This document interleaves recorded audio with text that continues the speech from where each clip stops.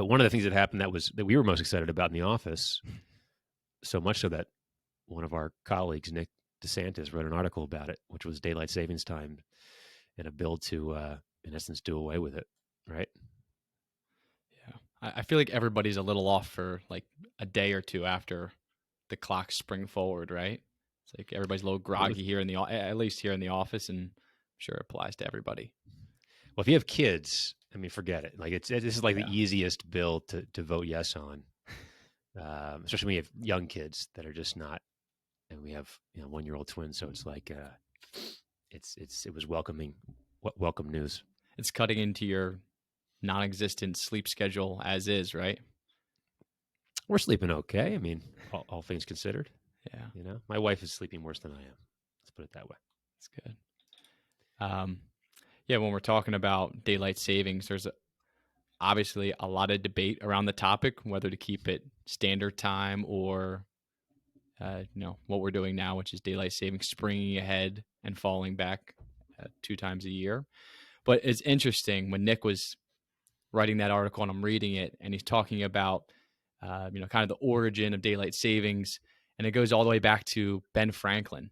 And I know a lot of folks mistakenly give Ben Franklin credit for the idea of daylight savings, which isn't entirely true. We'll have your dad fact check this as a history buff. But when I was reading about it, so Ben Franklin, another thing I didn't understand or didn't know was when he was a little bit older, he actually moved to Paris to create an alliance with the French, right? And during that time, he wrote a letter outlining that if the Parisians are able to wake up at dawn, right? So when the sun comes up, they would save a modern day equivalent of $200 million through what he termed the economy of using sunshine instead of candles. And the first thing I think of, what if you're a candle maker in the late 1700s? Like, how much do you hate this idea of cutting out an hour of use? I mean, like, what percentage of profits is that cutting for a candle maker? So,